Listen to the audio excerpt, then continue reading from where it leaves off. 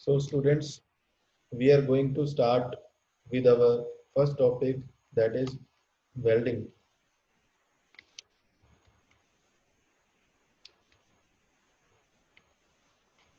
ਸੋ ਸਭ ਤੋਂ ਪਹਿਲੇ ਸਮਝਦੇ ਹਾਂ ਕਿ ਵੈਲਡਿੰਗ ਹੁੰਦੀ ਕੀ ਹੈ। ਇਹ ਇੱਕ ਮਟੀਰੀਅਲਸ ਨੂੰ ਜੁਆਇਨ ਕਰਨ ਦਾ ਪ੍ਰੋਸੈਸ ਹੈ ਜਿਹਦੇ 'ਚ ਅਸੀਂ ਦੋ ਜਾਂ ਜ਼ਿਆਦਾ ਮਟੀਰੀਅਲਸ ਨੂੰ ਆਪਸ ਦੇ ਵਿੱਚ ਜੁਆਇਨ ਕਰਦੇ ਹਾਂ ਐਂਡ ਜੁਆਇਨ ਕਰਨ ਦੇ ਲਈ ਅਸੀਂ ਹੀਟ ਦਾ ਯੂਜ਼ ਕਰਦੇ ਹਾਂ, ਪ੍ਰੈਸ਼ਰ ਦੇ ਨਾਲ ਜਾਂ ਫਿਰ ਪ੍ਰੈਸ਼ਰ ਤੋਂ ਬਿਨਾਂ, ਐਂਡ ਫਿਲਰ ਮਟੀਰੀਅਲ ਨੂੰ ਯੂਜ਼ ਕਰਕੇ ਜਾਂ ਬਿਨਾਂ ਯੂਜ਼ ਕੀਤੇ। ਸੋ ਵੈਲਡਿੰਗ ਦੇ ਵਿੱਚ ਤਿੰਨ ਮੇਨ ਕਨਸੈਪਟ ਯੂਜ਼ ਹੁੰਦੇ ਨੇ। First is heat, and second is pressure ਔਰ without pressure, and third is filler material. ਹੁਣ ਨੈਕਸਟ ਅਸੀਂ ਸਮਝਦੇ ਹਾਂ ਕਿ ਵੈਲਡਿੰਗ ਦਾ ਯੂਜ਼ੇਜ ਕੀ ਹੈ, ਵੈਲਡਿੰਗ ਆਪਾਂ ਕਿੱਥੇ ਯੂਜ਼ ਕਰਦੇ ਹਾਂ। ਇਹਦਾ ਯੂਜ਼ ਅਸੀਂ ਕਰਦੇ ਹਾਂ ਪਰਮਾਨੈਂਟ ਜੁਆਇੰਟ ਬਣਾਉਣ ਦੇ ਲਈ। ਹੁਣ ਇੱਥੇ ਇੱਕ ਵਰਡ ਆਇਆ ਪਰਮਾਨੈਂਟ ਜੁਆਇੰਟ। ਜੁਆਇੰਟਸ ਜਿਹੜੇ ਨੇ ਉਹ ਦੋ ਤਰ੍ਹਾਂ ਦੇ ਹੁੰਦੇ ਨੇ, ਇੱਕ ਹੁੰਦਾ ਪਰਮਾਨੈਂਟ ਜੁਆਇੰਟ, ਇੱਕ ਹੁੰਦਾ ਟੈਂਪਰੇਰੀ ਜੁਆਇੰਟ। ਜਿਹੜੇ ਪਰਮਾਨੈਂਟ ਜੁਆਇੰਟਸ ਨੇ ਉਹਦੇ ਵਿੱਚ ਜਿਹੜੇ ਦੋ ਮੈਟਲ ਦੇ ਪਾਰਟਸ ਅਸੀਂ ਜੋੜਦੇ ਹਾਂ ਆਪਸ ਦੇ ਵਿੱਚ, ਜੋੜਨ ਤੋਂ ਬਾਅਦ ਅਸੀਂ ਉਹਨਾਂ ਨੂੰ ਡਿਸਅਸੈਂਬਲ ਨਹੀਂ ਕਰ ਸਕਦੇ। ਡਿਸਅਸੈਂਬਲ ਕਰਨ ਦੇ ਲਈ ਸਾਨੂੰ ਉਹ ਜੁਆਇੰਟ ਹੈ ਜਿਹੜਾ ਉਹ ਤੋੜਨਾ ਪੈਂਦਾ। ਸੋ ਇਸ ਤਰ੍ਹਾਂ ਦੇ ਜੁਆਇੰਟਸ ਨੂੰ ਆਪਾਂ ਕਹਿੰਦੇ ਹਾਂ ਪਰਮਾਨੈਂਟ ਜੁਆਇੰਟਸ। ਵੈਲਡਿੰਗ ਹੈ ਜੋ ਉਹ ਪਰਮਾਨੈਂਟ ਜੁਆਇੰਟ ਬਣਾਉਂਦੀ ਹੈ। ਸੋ ਅਗਰ ਅਸੀਂ ਟੈਂਪਰੇਰੀ ਜੁਆਇੰਟ ਦੀ ਗੱਲ ਕਰੀਏ, ਟੈਂਪਰੇਰੀ ਜੁਆਇੰਟ ਦੇ ਵਿੱਚ ਅਸੀਂ ਦੋ ਮੈਟਲ ਦੇ ਪਾਰਟਸ ਆਪਸ ਦੇ ਵਿੱਚ ਜੋੜਦੇ ਹਾਂ ਕਿਹਦੀ ਹੈਲਪ ਦੇ ਨਾਲ, for example nut and bolt. Nut and bolt ਨੂੰ ਆਪਾਂ ਈਜ਼ੀਲੀ ਟਾਈਟ ਵੀ ਕਰ ਸਕਦੇ ਹਾਂ, ਲੂਜ਼ ਵੀ ਕਰ ਸਕਦੇ ਹਾਂ। ਸੋ ਇਦਾਂ ਦੇ ਜੁਆਇੰਟਸ ਜਿਹੜੇ ਨਟ ਐਂਡ ਬੋਲਟ ਦੇ ਨਾਲ ਬਣੇ ਹੋਣ ਉਹਨਾਂ ਨੂੰ ਅਸੀਂ ਕਹਿੰਦੇ ਹਾਂ ਟੈਂਪਰੇਰੀ ਜੁਆਇੰਟਸ। ਹੁਣ ਵੈਲਡਿੰਗ ਅੱਜ ਕੱਲ ਅਗਰ ਦੇਖਦੇ ਹਾਂ ਤਾਂ ਆਟੋਮੋਟਿਵ ਪਾਰਟਸ, ਫਰੇਮ, ਮਸ਼ੀਨ ਦੇ ਫਰੇਮਸ, ਬੋਇਲਰਸ ਔਰ ਕਈ ਜਗ੍ਹਾ ਅਸੀਂ ਵੈਲਡਿੰਗ ਯੂਜ਼ ਕਰਦੇ ਹਾਂ। ਨੈਕਸਟ ਅਸੀਂ ਗੱਲ ਕਰਾਂਗੇ types of welding the. Welding basically ਦੋ ਕੈਟੇਗਰੀਜ਼ ਦੇ ਵਿੱਚ ਡਿਵਾਈਡ ਕੀਤੀ ਗਈ ਹੈ। ਇਹਨਾਂ ਕੈਟੇਗਰੀਜ਼ ਦੇ ਅੱਗੇ ਕਾਫੀ ਸਬ ਪਾਰਟਸ ਨੇ, ਉਹ ਆਪਾਂ ਲੇਟਰ ਔਨ ਡਿਸਕਸ ਕਰਦੇ ਹਾਂ। ਸੋ ਸਭ ਤੋਂ ਪਹਿਲੀ ਜਿਹੜੀ ਟਾਈਪ ਹੈ ਦੈਟ ਇਜ਼ ਪਲਾਸਟਿਕ ਔਰ ਪ੍ਰੈਸ਼ਰ ਵੈਲਡਿੰਗ। ਇਹਨਾਂ ਦੇ ਵਿੱਚ the piece of metal to be joined are heated to its plastic stage and forced together by external pressure। So plastic welding ਦੇ ਵਿੱਚ ਅਸੀਂ ਮੈਟਲ ਦੇ ਪੀਸ ਨੂੰ ਹੀਟ ਕਰਦੇ ਹਾਂ ਪਲਾਸਟਿਕ ਸਟੇਜ ਤੱਕ ਐਂਡ ਉਹਨੂੰ ਫੋਰਸ ਕਰਦੇ ਹਾਂ ਜੁਆਇਨ ਕਰਨ ਦੇ ਲਈ। ਇਹਦੇ ਵਿੱਚ ਇੱਕ ਵਰਡ ਆਇਆ ਹੈ ਪਲਾਸਟਿਕ ਸਟੇਜ। ਮੈਟਲ ਦੀਆਂ ਦੋ ਤਰ੍ਹਾਂ ਦੀਆਂ ਸਟੇजेस ਹੁੰਦੀਆਂ ਨੇ, ਇੱਕ ਹੁੰਦੀ ਹੈ ਪਲਾਸਟਿਕ ਸਟੇਜ, ਇੱਕ ਹੁੰਦੀ ਹੈ ਇਲਾਸਟਿਕ ਸਟੇਜ। ਪਲਾਸਟਿਕ ਸਟੇਜ ਦੇ ਵਿੱਚ ਜਦੋਂ ਆਪਾਂ ਮੈਟਲ ਤੇ ਕੋਈ ਫੋਰਸ ਲਗਾਉਂਦੇ ਆ ਉਹਦਾ ਸ਼ੇਪ, ਉਹਦੀ ਸਾਈਜ਼ ਜਿਹੜੀ ਆ ਉਹ ਚੇਂਜ ਹੋ ਜਾਂਦੀ ਹੈ। ਸੋ ਪਲਾਸਟਿਕ ਸਟੇਜ ਉਹ ਸਟੇਜ ਹੈ ਜਦੋਂ ਆਪਾਂ ਫੋਰਸ ਨੂੰ ਰਿਮੂਵ ਕਰਦੇ ਆ, ਮੈਟਲ ਆਪਣੀ ਓਰੀਜਨਲ ਪੋਜੀਸ਼ਨ ਦੇ ਵਿੱਚ, ਓਰੀਜਨਲ ਸਾਈਜ਼ ਦੇ ਵਿੱਚ ਵਾਪਿਸ ਨਹੀਂ ਆਉਂਦਾ। ਉਹਦੀ ਜਿਹੜੀ ਸ਼ੇਪ ਆ ਉਹ ਡਿਸਟੋਰਟ ਹੋ ਚੁੱਕੀ ਹੁੰਦੀ ਹੈ, ਚੇਂਜ ਹੋ ਚੁੱਕੀ ਹੁੰਦੀ ਹੈ। ਇੱਕ ਹੁੰਦੀ ਹੈ ਜੀ ਇਲਾਸਟਿਕ ਸਟੇਜ। ਇਲਾਸਟਿਕ ਸਟੇਜ ਕੀ ਹੈ, ਜਦੋਂ ਆਪਾਂ ਕਿਸੇ ਵੀ ਮੈਟਲ ਦੇ ਉੱਪਰ ਫੋਰਸ ਅਪਲਾਈ ਕਰਦੇ ਆ ਉਹਦੀ ਸ਼ੇਪ ਐਂਡ ਸਾਈਜ਼ ਚੇਂਜ ਹੁੰਦੀ ਹੈ, ਬਟ ਜਿੱਦਾਂ ਹੀ ਅਸੀਂ ਉਸ ਫੋਰਸ ਨੂੰ ਰਿਮੂਵ ਕਰਦੇ ਆ ਮੈਟਲ ਜਿਹੜਾ ਹੈ ਆਪਣੀ ਓਰੀਜਨਲ ਪੋਜੀਸ਼ਨ ਦੇ ਵਿੱਚ ਵਾਪਸ ਆ ਜਾਂਦਾ ਹੈ। ਇਸ ਸਟੇਜ ਨੂੰ ਆਪਾਂ ਕੀ ਕਹਿੰਦੇ ਆ, ਇਲਾਸਟਿਕ ਸਟੇਜ। ਸੋ ਪਲਾਸਟਿਕ ਔਰ ਪ੍ਰੈਸ਼ਰ ਵੈਲਡਿੰਗ ਦੇ ਵਿੱਚ ਆਪਾਂ ਕੀ ਕਰਦੇ ਆ, ਮੈਟਲ ਦੇ ਪੀਸ ਨੂੰ ਆਪਾਂ ਹੀਟ ਕਰਦੇ ਆ ਪਲਾਸਟਿਕ ਸਟੇਜ ਤੇ ਤੱਕ। ਉਸ ਤੋਂ ਬਾਅਦ ਆਪਾਂ ਉਹਦੇ ਉੱਪਰ ਐਕਸਟਰਨਲ ਪ੍ਰੈਸ਼ਰ ਅਪਲਾਈ ਕਰਦੇ ਆ, that is called as pressure ਔਰ ਪਲਾਸਟਿਕ ਵੈਲਡਿੰਗ। ਅਗਲੀ ਜਿਹੜੀ ਕੈਟੇਗਰੀ ਹੈ ਫਿਊਜ਼ਨ ਵੈਲਡਿੰਗ ਔਰ ਨੋਨ ਪ੍ਰੈਸ਼ਰ ਵੈਲਡਿੰਗ। ਇਹਦੇ ਵਿੱਚ ਕੀ ਹੈ, the material at the joint is heated to its molten stage and allowed to solidify. Fusion welding ਦੇ ਵਿੱਚ ਅਸੀਂ ਮਟੀਰੀਅਲ ਹੈ ਜਿਹੜਾ ਨੀਅਰ ਜੁਆਇੰਟ ਉਹਨੂੰ ਹੀਟ ਕਰਦੇ ਆ। ਕਿੱਥੋਂ ਤੱਕ ਹੀਟ ਕਰਦੇ ਆ, ਉਹਦੀ ਮੋਲਟਨ ਸਟੇਟ ਤੱਕ। ਮੋਲਟਨ ਸਟੇਟ ਦਾ ਮਤਲਬ ਮੈਟਲ ਸੋਲਿਡ ਤੋਂ ਜਦੋਂ ਲਿਕੁਇਡ ਸਟੇਜ ਦੇ ਵਿੱਚ ਕਨਵਰਟ ਹੋਣਾ ਸਟਾਰਟ ਹੋ ਜਾਂਦਾ, that is called as molten state। And molten state ਦੇ ਬਾਅਦ ਉਹਨੂੰ ਅਸੀਂ ਥੋੜੀ ਦੇਰ ਲਈ ਸੋਲਿਡ ਹੋਣ ਲਈ ਛੱਡ ਦਿੰਦੇ ਹਾਂ। ਸੋਲਿਡ ਹੋਣ ਤੋਂ ਬਾਅਦ ਜਿਹੜਾ ਮੈਟਲ ਹੈ, ਦੋ ਮੈਟਲਸ ਨੂੰ ਆਪਾਂ ਜੋੜ ਰਹੇ ਹਾਂ, ਉਹਨਾਂ ਦਾ ਇੱਕ ਸਟਰੋਂਗ ਜੁਆਇੰਟ ਬਣ ਜਾਂਦਾ ਹੈ, that is called as fusion welding ਔਰ ਨੋਨ ਪ੍ਰੈਸ਼ਰ ਵੈਲਡਿੰਗ। ਇਹਦੀ ਅਗਰ ਅਸੀਂ ਸਿੰਪਲ ਡੇਲੀ ਲਾਈਫ ਦੇ ਵਿੱਚ ਯੂਜ਼ ਹੋਣ ਵਾਲੀ ਵੈਲਡਿੰਗ ਦੀ ਐਗਜ਼ਾਮਪਲ ਦੀ ਗੱਲ ਕਰੀਏ, that is electric arc welding. Electric arc welding ਦੇ ਵਿੱਚ ਅਸੀਂ ਜਸਟ ਆਰਕ ਜਨਰੇਟ ਕਰਕੇ ਮੈਟਲ ਨੂੰ ਮੋਲਟਨ ਸਟੇਜ ਦੇ ਵਿੱਚ ਕਰਕੇ ਕਨਵਰਟ ਅਸੀਂ ਜੁਆਇੰਟ ਦੇ ਉੱਪਰ ਉਸ ਫਿਲਰ ਮੈਟਲ ਨੂੰ ਡਿਪੋਜ਼ਿਟ ਕਰਵਾ ਦਿੰਦੇ ਹਾਂ, ਬਟ ਕੋਈ ਵੀ ਪ੍ਰੈਸ਼ਰ ਅਪਲਾਈ ਨਹੀਂ ਕਰਦੇ।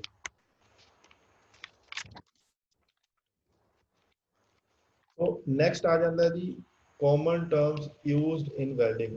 ਵੈਲਡਿੰਗ ਦੇ ਵਿੱਚ ਕੁਝ ਟਰਮਸ ਨੇ ਜਿਹੜੀਆਂ ਕਾਮਨਲੀ ਯੂਜ਼ ਹੁੰਦੀਆਂ, ਉਹਨਾਂ ਬਾਰੇ ਅਸੀਂ ਨੌਲੇਜ ਲੈਂਦੇ ਹਾਂ। First is ਵੈਲਡੇਬਿਲਿਟੀ।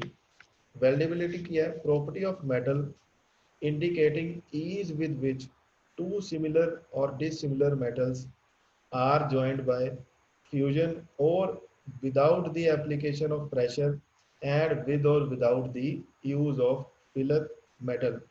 ਕਿਸੇ ਵੀ ਮੈਟਲ ਦੀ ਪ੍ਰੋਪਰਟੀ ਕਿ ਉਹ ਕਿੰਨਾ ਈਜ਼ੀਲੀ ਵੈਲਡ ਹੋ ਸਕਦਾ ਹੈ with or without pressure and with or without the filler metal, this is called as weldability।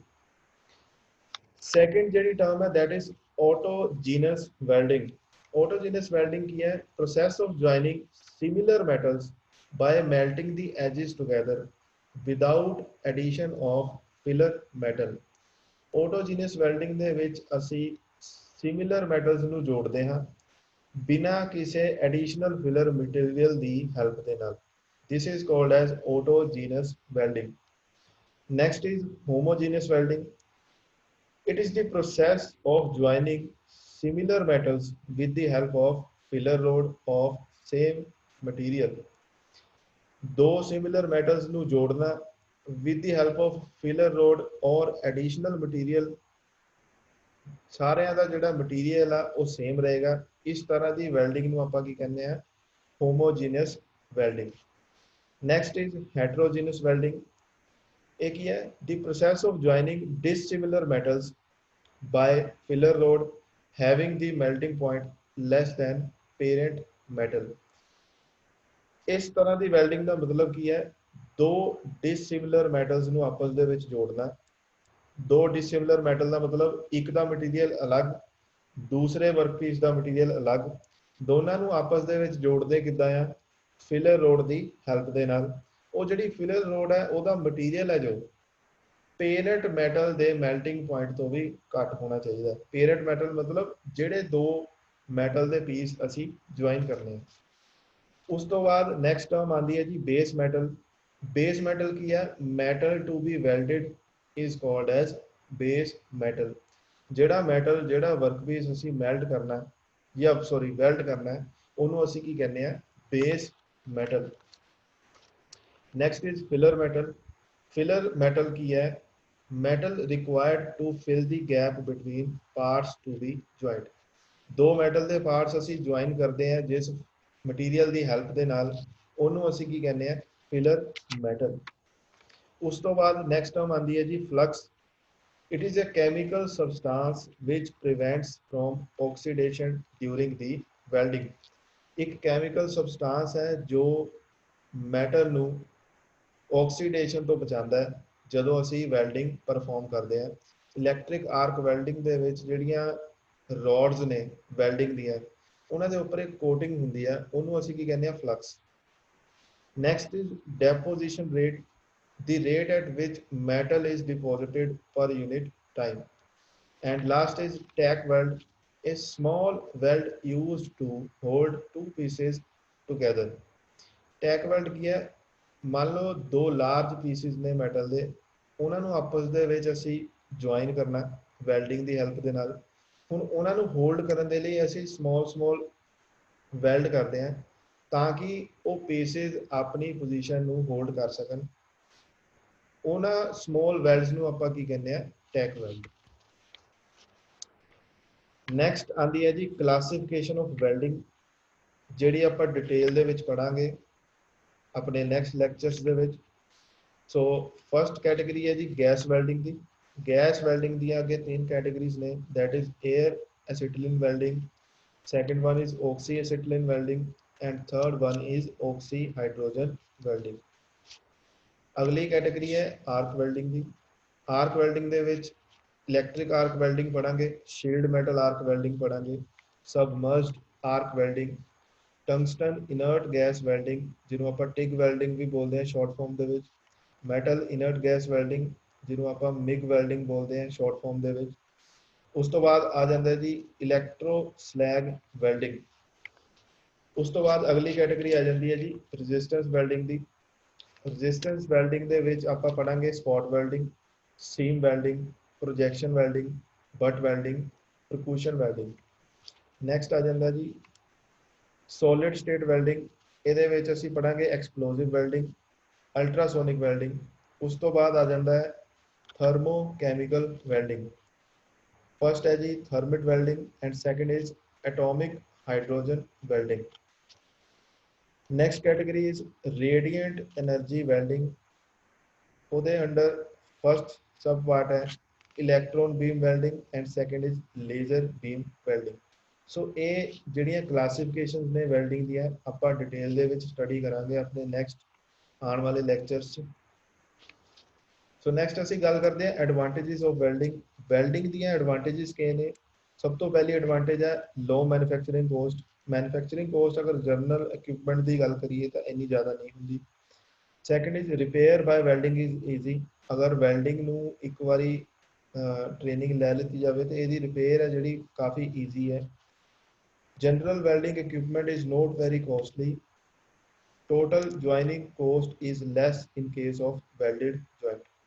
अगर ਅਸੀਂ ਕਿਸੇ ਹੋਰ ਜੁਆਇੰਟ ਦੀ ਗੱਲ ਕਰੀਏ ਵੈਲਡਿੰਗ ਦੇ ਨਾਲ ਜਿਹੜਾ ਜੁਆਇੰਟ ਬਣਦਾ ਉਹਦੀ ਜਿਹੜੀ ਕੋਸਟ ਆ ਉਹ ਘੱਟ ਆਉਂਦੀ ਹੈ as compare to other techniques of joining the metals.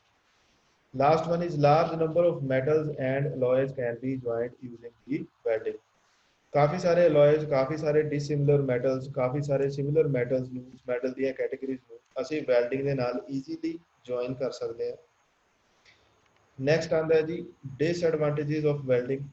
Disadvantages ਦੇ ਵਿੱਚ ਇਹ ਸਕਿਲਡ ਵਰਕਰ ਇਜ਼ ਰਿਕੁਆਇਰ। ਬਿਨਾਂ ਕਿਸੇ ਟ੍ਰੇਨਿੰਗ ਦੇ ਵੈਲਡਿੰਗ ਨੂੰ ਕਰਨਾ ਸੇਫ ਵੀ ਨਹੀਂ ਹੈ।